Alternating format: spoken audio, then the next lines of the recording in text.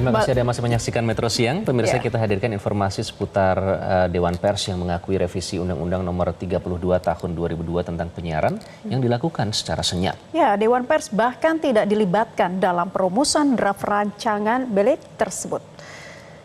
Anggota Dewan Pers Asep Setiawan dalam program Crosscheck by Medcom.id mengungkapkan kesenyapan-kesenyapan dalam penyusunan undang-undang yang siokianya ketika era sekarang sudah sedemikian demokratis seperti saat ini seharusnya tidak perlu terjadi.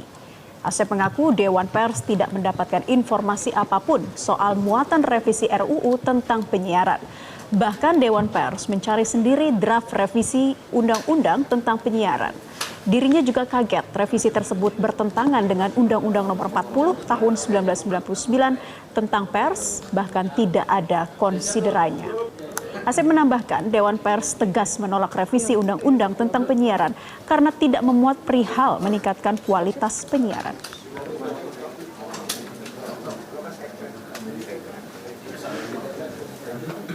Iya, betul. Kami temukan bukan karena adanya penjelasan dari DPR sebagai lembaga legislatif, tapi kami menemukan beredar di kalangan teman-teman media sejak bulan puasa dan kemudian semakin jelas bahwa itu kemudian menjadi sebuah draft yang sudah lengkap, yang siap disahkan, kira-kira begitu ya.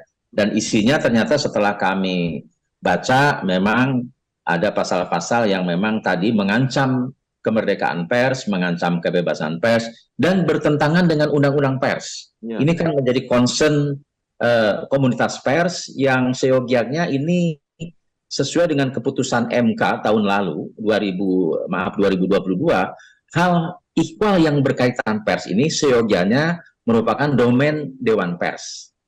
Nah ini kan sebuah kontradiksi dalam proses terjadinya undang-undang itu.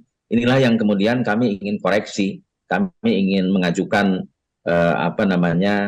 penolakan terhadap RUU seperti yang sekarang sedang dibahas di DPR, dan tentu saja Mas Indra memang senyap gitulah ya. Jurnalis di berbagai daerah menggelar aksi menolak pembahasan rancangan undang-undang penyiaran yang dinilai dapat mengekang kebebasan insan media dalam menyampaikan informasi. Di Lampung, ada puluhan jurnalis yang tergabung dalam Koalisi Kebebasan Pers Lampung menggelar unjuk rasa di Bundaran Adipura, Bandar Lampung. Masa aksi ini menolak RUU penyiaran yang kini sedang dibahas Dewan Perwakilan Daerah untuk direvisi. Masa aksi terdiri dari Aliansi Jurnalis Independen Indonesia Lampung, pengurus daerah IJTI Lampung, serta pewarta foto Indonesia Lampung. Unjuk rasa yang digelar di Tugu Adipura, Bandar Lampung ini menyoroti beberapa pasal yang dianggap tumpang tindih dengan Undang-Undang Pers. Salah satunya adalah sengketa pers harusnya diselesaikan di Dewan Pers, bukan diubah ke Komisi Penyiaran Indonesia atau KPI. Polemik lain adalah soal adanya niatan untuk menghapus penayangan secara eksklusif liputan investigasi. Padahal menurut para jurnalis, investigasi adalah nyawa jurnalisme.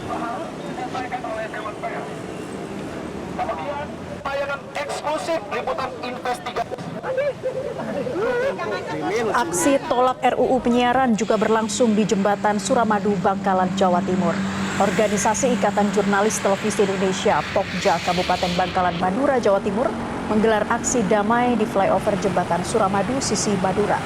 Hal ini dilakukan sebagai bentuk protes tentang rancangan undang-undang penyiaran yang dianggap mengekang kebebasan pers.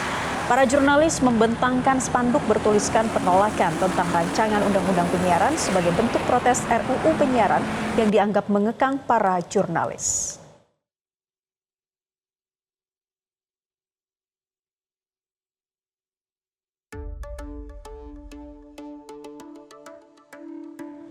Mahasiswa Universitas 11 Maret Surakarta yang tergabung dalam BEM Badan Eksekutif Mahasiswa mengirim surat terbuka untuk Mendikbud Ristek Nadiem Makarim. Sebagai Mendikbud, Nadiem memiliki tanggung jawab besar untuk menghentikan komersialisasi pendidikan saat ini. Mahasiswa mendesak Nadiem untuk meminta maaf kepada masyarakat Indonesia, khususnya mahasiswa secara terbuka terkait dengan Permendikbud nomor 2 tahun 2024 yang telah memberikan ruang pada perguruan tinggi untuk melakukan komersialisasi pendidikan.